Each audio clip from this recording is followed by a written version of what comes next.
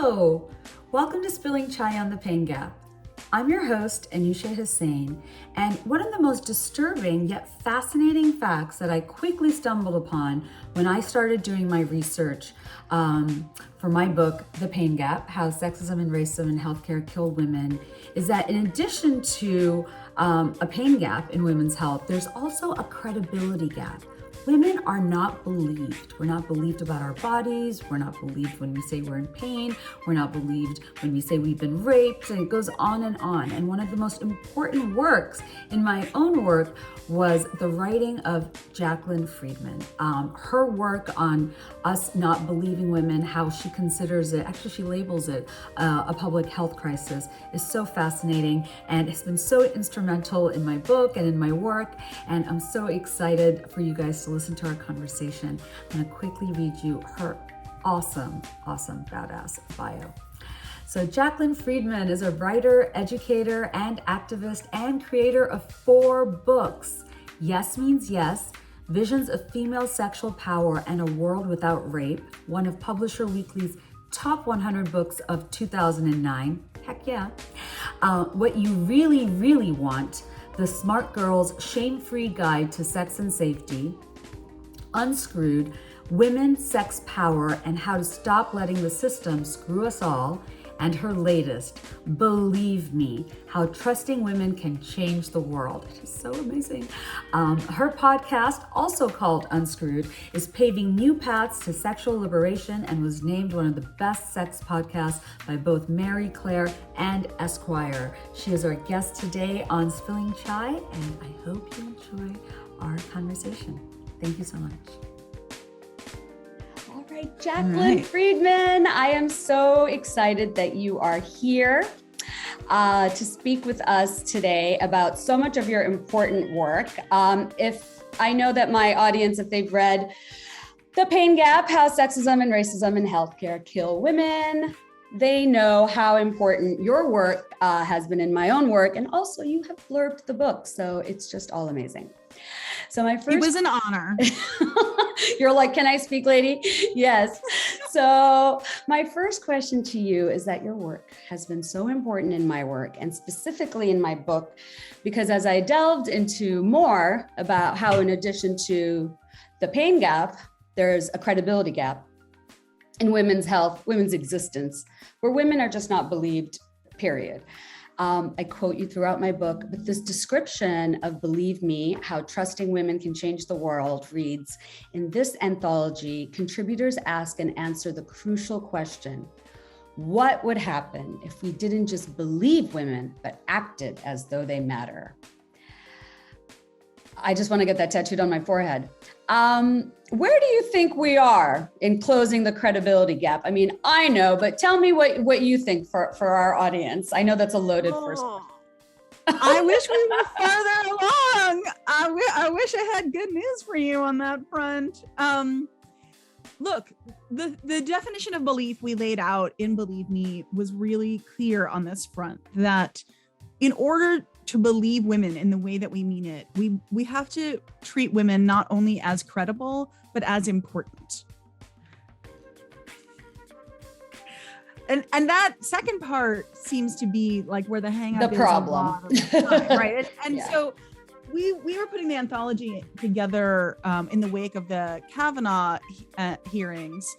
And I think the treatment of Christine Blasey Ford is completely emblematic of this dynamic, which is, after she testified, even Donald Trump himself tweeted that she seemed really credible. And everybody went on to act as though it did not matter. They just decided it didn't matter. And so it's not enough for us to be credible. It's enough only when that credibility is also important. And in my essay in the book, I talk about so many examples of times where if we change that one thing, like all kinds of catastrophes would be prevented, right? If we look at mass shooters, for example, right? That so often when you start to scratch the surface of the history of a mass shooter, they have practiced being abusive on women in their life first. And if we took violence against women we took women credibly when they reported and also acted as though that's important, perhaps we would have done something now so that people who abuse women can't so easily access guns. That's just like one off the top of my head. Honestly, one of the stories that sticks with me the most is the story of a woman whose name is escaping me at this moment, who predicted the housing crash of 2008 and yelled about it to all kinds of people. She was high up in the government in the Clinton administration, and everyone sidelined her, and she was 100% correct. And so because she was credible, but they didn't treat her as important enough. Anyway, I could also go on and on about this. You're still on mute. I can't believe almost into year 3 of the pandemic, I'm still one of those people that's like, you're on mute, Janet.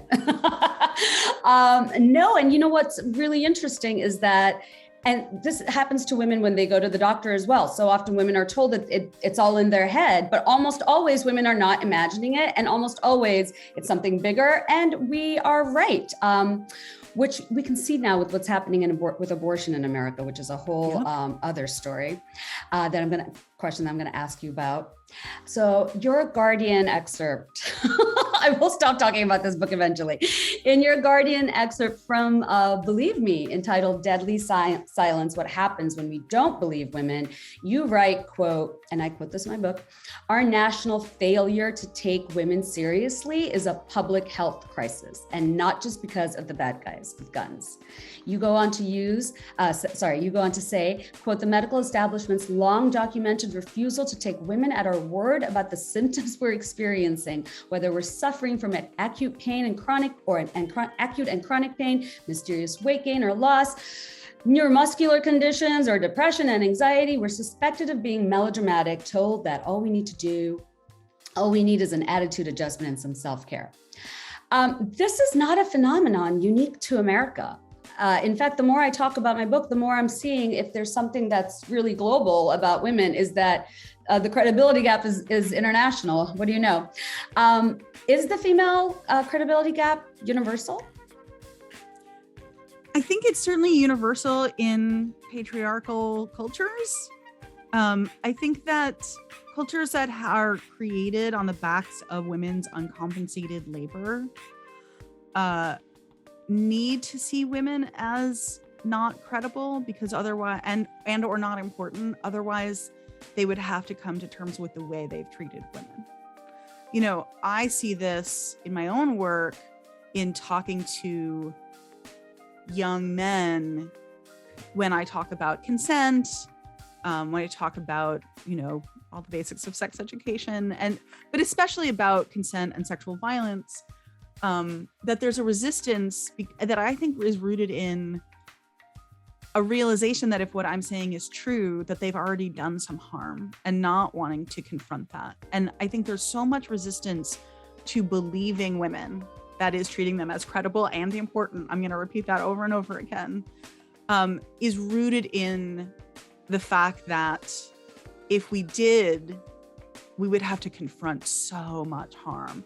There's actually an essay in Believe Me that the great writer Moira Donegan wrote, which was a revelation to me about how Freud, in his early days of his career, came to the correct conclusion, which is that women were acting hysterical, the term of, right? That they were acting out of trauma, out of abuse. He knew this. And then all the dudes in his circles were like, that can't be true, because then so many women would have to be abused for that to be true. And Freud literally saw the writing on the wall for his own career and said, oh, you're right. Women are just crazy because they're crazy. They're fragile. Their wombs wander around or whatever. He literally knew.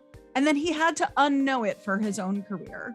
And I think that there's been so much harm done already that the challenge is, like, how do we make this shift in a way that people can take in, right? Because it does require us to confront the amount of harm that's already been done to women. And it's, you know, it's nearly incalculable. In the UK, I think a month or two ago, Boris Johnson literally said, like, we thought about counting misogynist hate crimes as hate crimes. but then there would be so many that we don't have the police force to address it. And so we can't. We're not going to see this thing because there's too much of it. Well, it's an inconvenient truth. And as you say in your essay, it would basically begin to dismantle patriarchy, which, God forbid. So you say, I love this line, we prefer not finding women credible.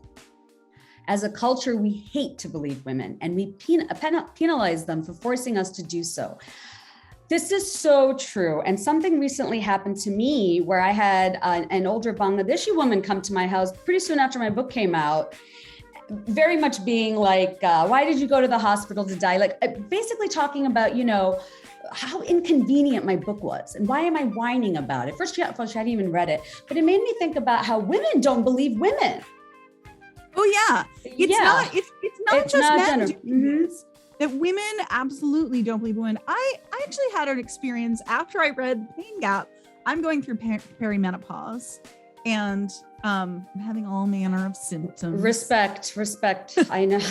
I'm so glad women are talking about this now, by the way. My sister just started doing that. I'm like, nobody, my mom, when she hit menopause, she didn't talk about what happened pre-menopause. Please talk to us. Yes. Yeah, it's a whole thing. And so because I did my reading and I'm a good advocate for myself, I went and found a GYN who's certified in perimenopause and not just a random GYN. It's I want a doctor who specializes in the thing that I have, right? And that half the population goes through at some point. And so and she's a woman, right? I was like, great, I found a woman, she's a specialist, it's gonna be great. And I went to her because I have tenderness and pain around the entry to my vagina,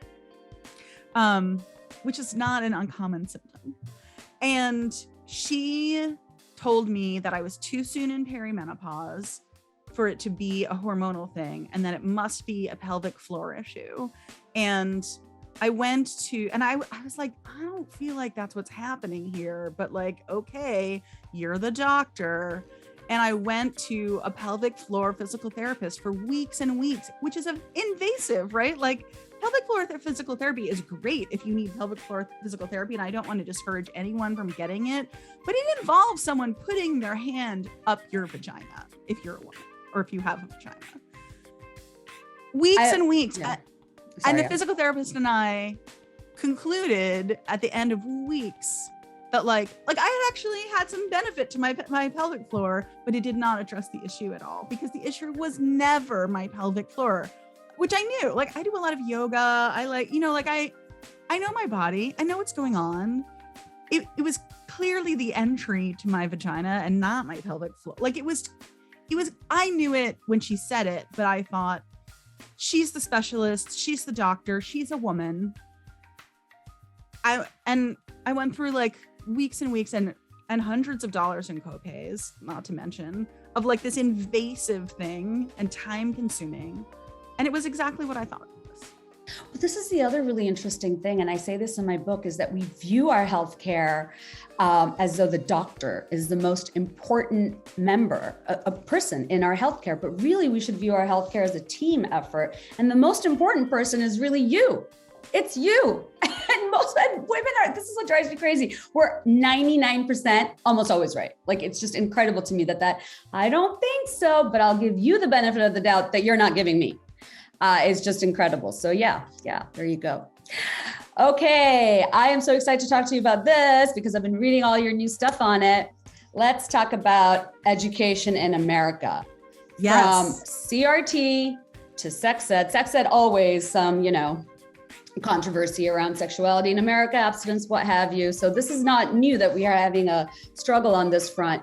But there just seems to be a movement against science, facts, history that is just getting, I guess, more amplified now.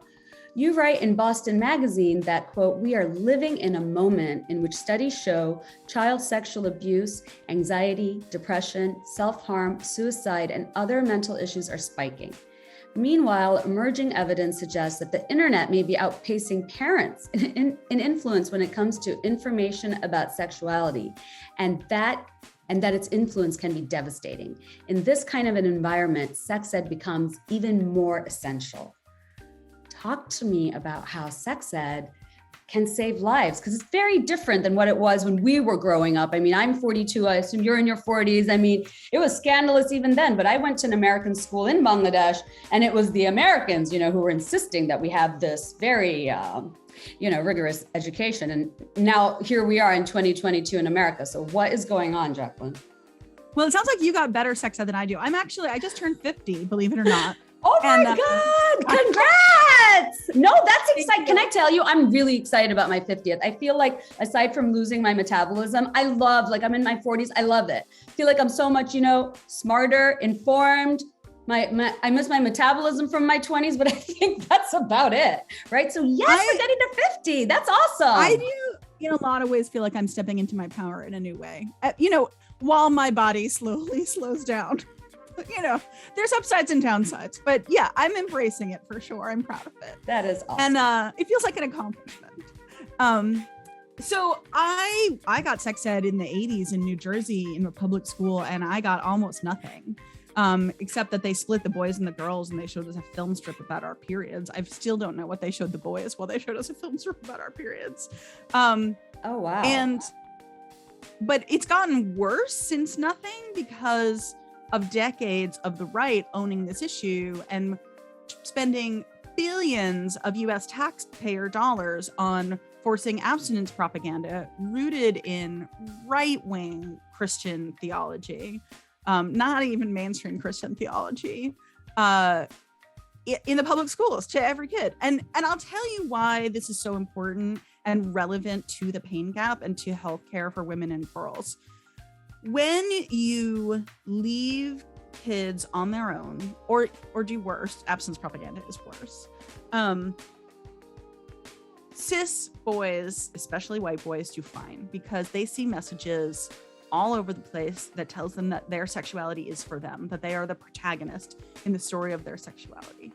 When you fail to teach girls, queer kids, students of color, folks who are usually marginalized, that sex is for them and that they have the right to have expectations that it feels good and that they can do it on their own terms, and here's how to navigate that.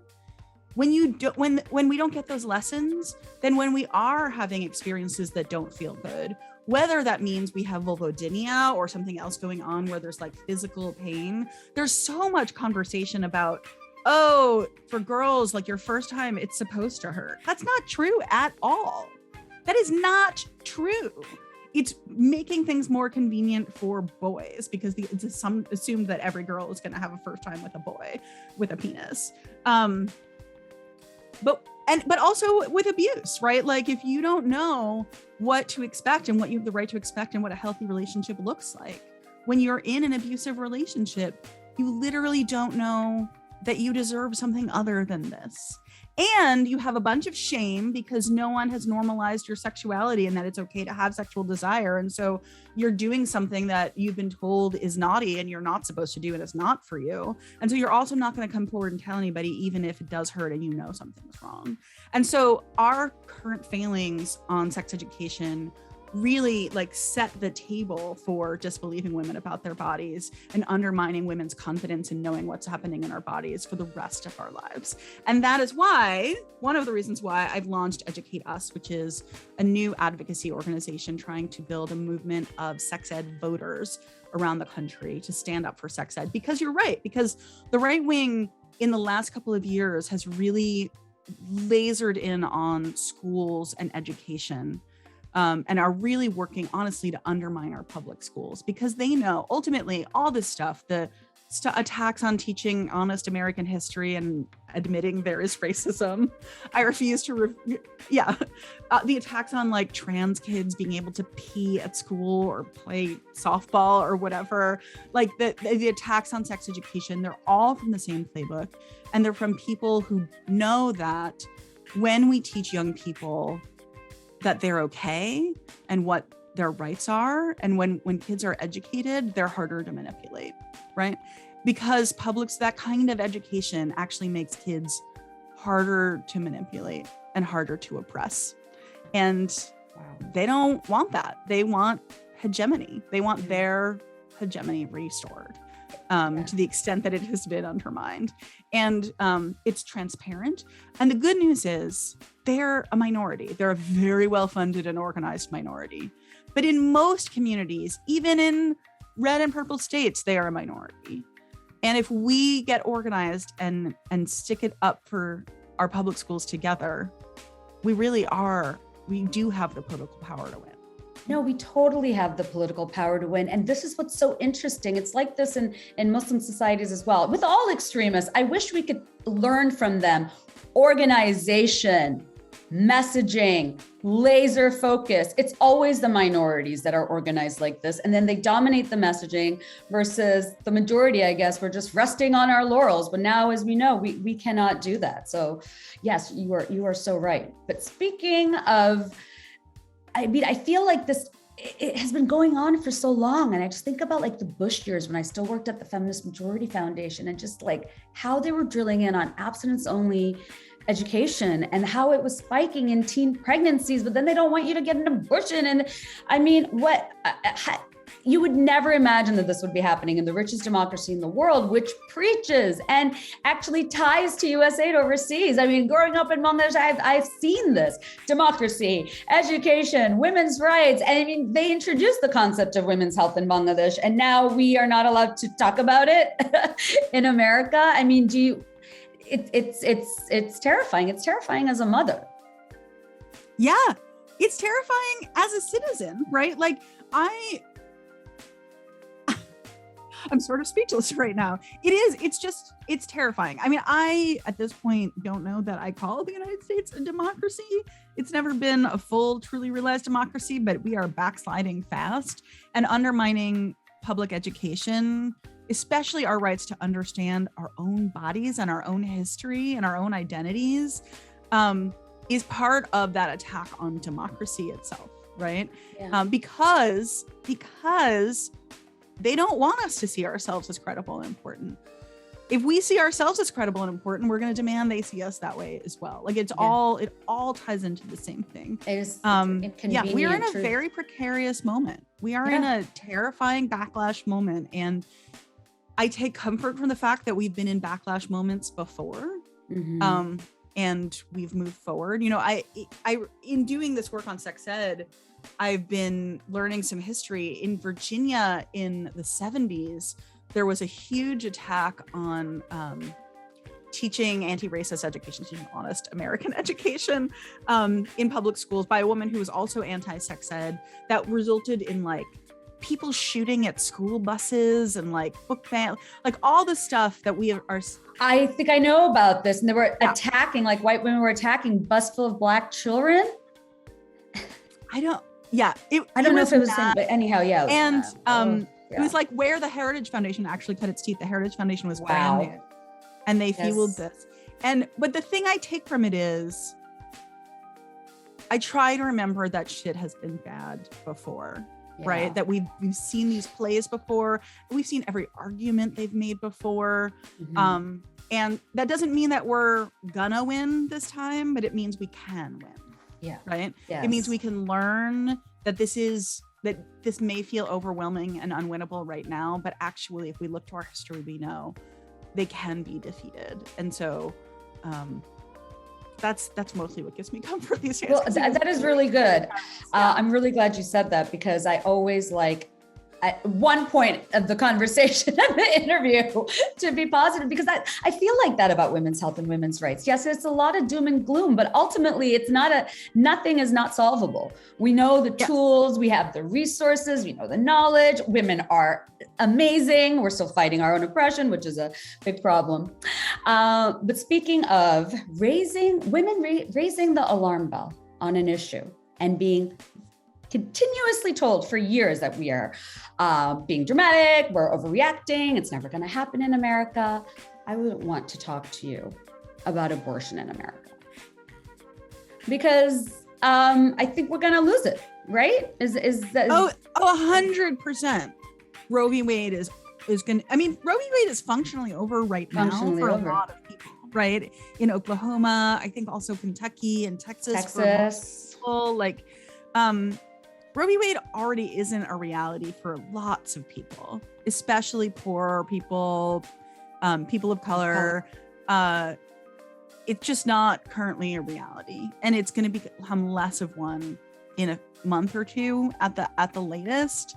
I don't see another possible outcome, if I'm being really honest. And the thing that pisses me off, which is the thing you're alluding to, is that women have been saying this is coming for years, right? When Kennedy announced his decades, yes, since Roe, we've been fighting.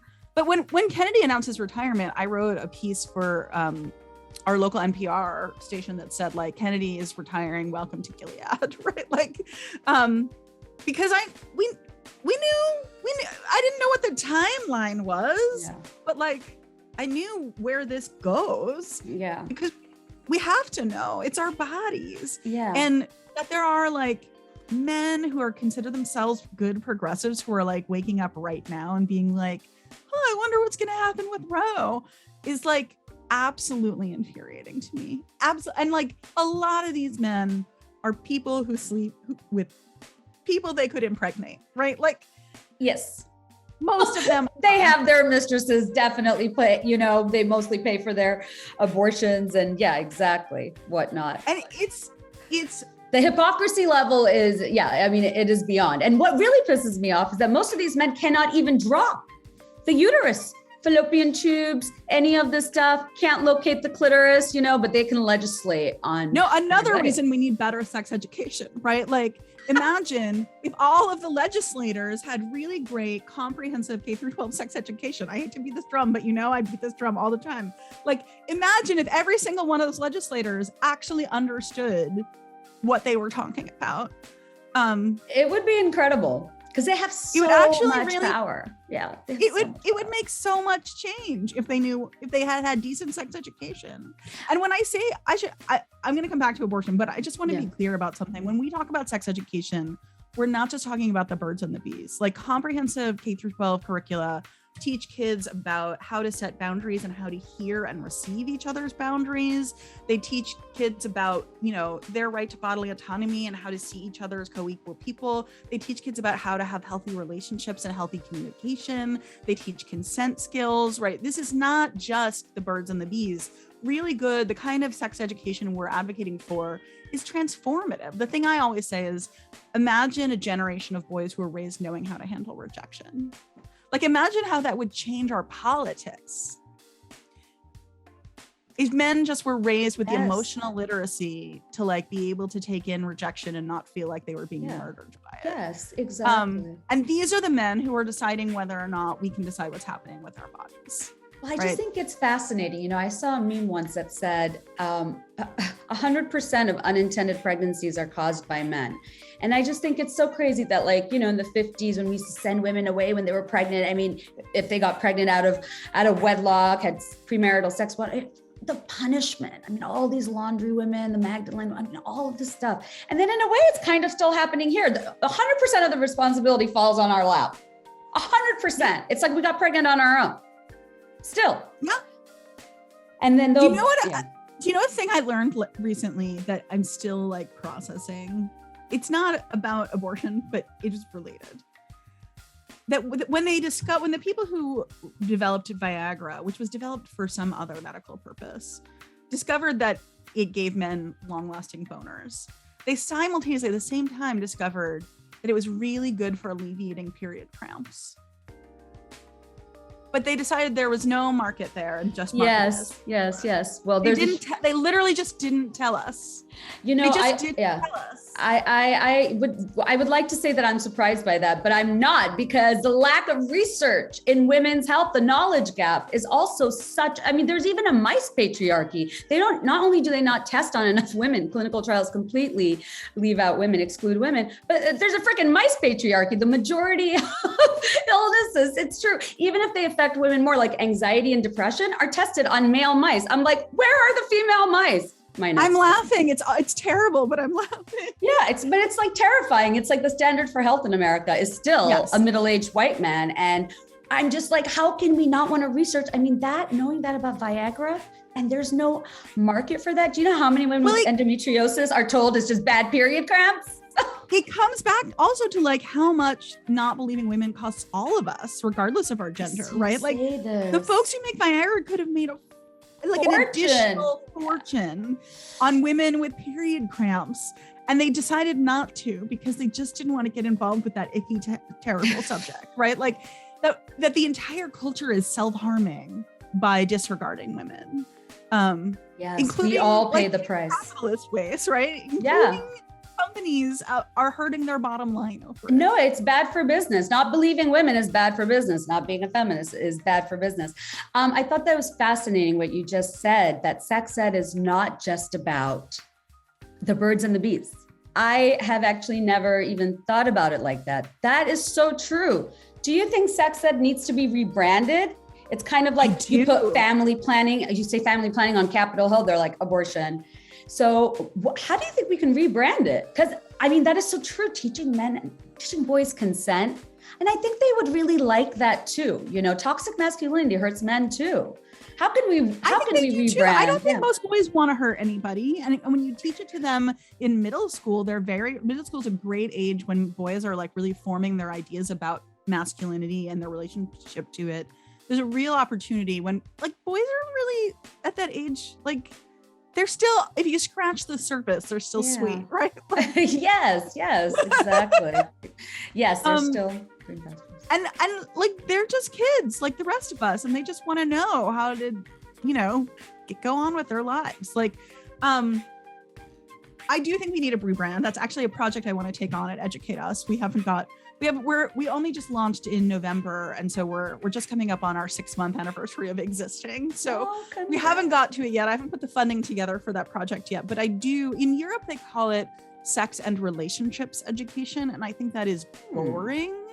But it at least conveys more of the content, right? So I've been using that a little bit more, like relationships and sexuality education, but I'd like something catchier. Yeah, maybe like boundary building, boundaries 2.0 or something like that. Because I feel like I don't want it to be something that hides the fact that sex. It's also. I was just gonna say this. I'm like, God, I feel like sex really freaks out Americans, but then you need it in there. Right. I don't want to like reinforce that shame about the fact that we are talking about sex. But I want to make sure people understand that it's much bigger than like the biomechanics of sex. Yeah. Because like how to put the condom on a banana. I know, God, they have to stop that. Because the thing about sex education, and so it was just like CRT, you're going to teach everyone to hate us. You're going to teach kids how to have sex. And then that taps into the puritanical, I guess, nerve of America. But the thing is that what people don't understand is the kids are already having sex. Yes. Or thinking about it or curious about it. Do we remember our teenage years? So the more information, right, you can give them. I mean, information is power. So I guess there you go. They don't want you to have power. There is a whole freak out happening right now in New Jersey because video was circulated as a sample of something that could be taught in public schools. I don't know that it was even being taught in public schools. And it's from a great organization called Amaze that makes these great little sex ed videos. And it's about how masturbation is normal and okay. And it's gotten twisted into that New Jersey public schools are teaching your kids how to masturbate. Yeah. And like you need to be taught. First of all, like that would be the worst thing in the world. And that would be a whole other problem. Wait, is there like a standard for masturbation? This is how you masturbate. Just like the idea of kids thinking about their sexuality in any way. Right now, honestly, the right is calling anybody who wants to do that a pedophile or a groomer, which I have to say, as a survivor of sexual abuse, makes me abjectly enraged. It's sick. And honestly, it's also right out of Putin's playbook. Putin has been doing that particular thing for years. Oh my God.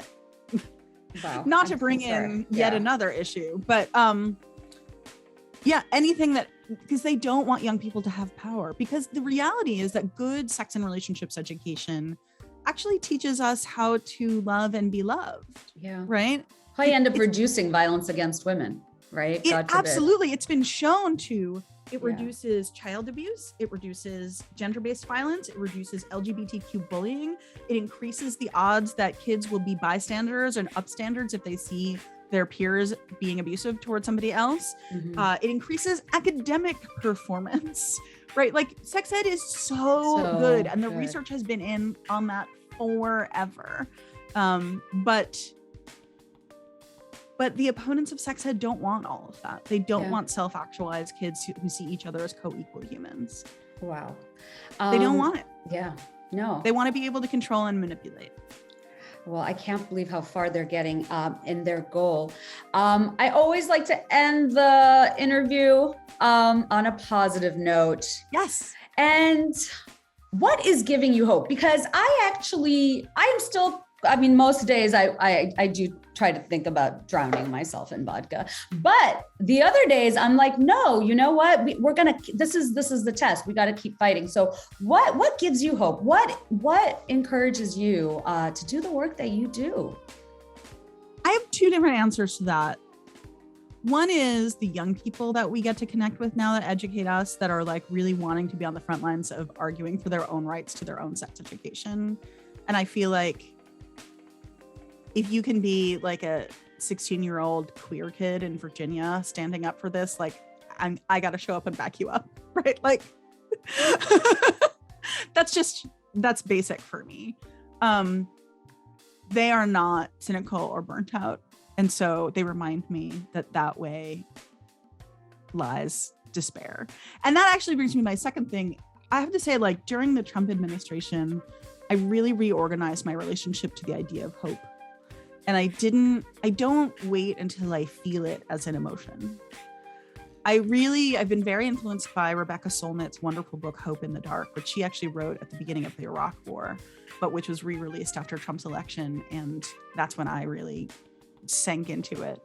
And her idea basically is, it does not matter if we feel hope or not. We know that if we act as though there is no hope, we will not have any hope of change, because we will do nothing to try and change anything. And if we act as if there might be hope of change, we can sometimes produce the changes we want. And it really is like a very simple equation for me. Like, are there days and moments where I feel like giving up and I just lay on the couch and watch Bridgerton? Of course there are, right? Like I'm not like that 24/7, 365, but in the big picture, I keep showing up because I know that if I don't, then there's less hope. And I want to be a part of producing hope. And that's actually what gives me hope. I love that so much. I think I'm going to cry. I love that. You've just given me hope and a new way of looking at hope. I never thought about it that way. I'm always waiting to feel it. But you're right. You just have to be proactive about it. And it's not just a feeling. It's a belief. It's a belief. It's a hope. My agent, who I think you maybe know on Anna Twitter, is she your agent also? But you know, we became such good friends because of you. And then good. Oh man, our stars just crossed. But you know what? I had a great conversation with her. The whole thing is just crazy. This is like another podcast. But we became friends after you connected us. I ended up signing with another agent. But Anna is like neighbors and really good friends with my childhood friend from the first grade in Bangladesh. And I was getting ready. So we just found this out like last month because she posted something on Instagram that I liked and he liked. And then everyone was like, how do you know each other? But no, I love her. She's a magical, I can only imagine. Oh, she's amazing. Magical. I adore her. She's a wonderful force. And if folks are interested in hope and also the publishing industry, you should absolutely subscribe to her newsletter, which is called How to Glow in the Dark. Oh my God. Yeah. No. It is really great. Actually, you know what? Even though I was with another agent, I was studying her newsletter. It's great. Anybody that wants to get published, oh my God, it has everything. The basics of your proposal, everything, how to write your bio It's also part. like really emotional and human at the same time and funny. She needs to write a book. She is an author. I'm dying for her to write a book. I know. But what I wanted to say that we should close with is last month sometime, this package showed up from her because she took up all kinds of crafting during the pandemic. And she said, I read a version of this quote in Vanity Fair. Jamie Raskin was saying that's what his parents taught him to believe, and it made me think of you. Hope always, Agent X. And she sent me this. Where things says, look hopeless. Where things look hopeless, you're the hope. I absolutely And I love just that. cried and cried when I got it. I just like, and it's like it I lives love right that. on my desk because I like need to touch it. I haven't even love hung it up that. because I just like. Oh my God, I want to touch it. Oh, I love that. I'm going to write that down. That is so Jaclyn. Oh, I actually feel lighter. That is so Good. That Yes. is so true. Thank you so much. Thank you so much for It's your a time. total delight. Like an education. Rebrand Sex Ed, and I'm going to have you back on so you can tell me how you did it. Thank you for all of your important work. And I mean, it's just, this interview has been an education. No, Well, it's been a total delight for me too. I literally come back on anytime you want. I love talking to you. Fantastic. All Awesome. right, woman. I will speak to you soon. Thank you so much. Bye. Bye.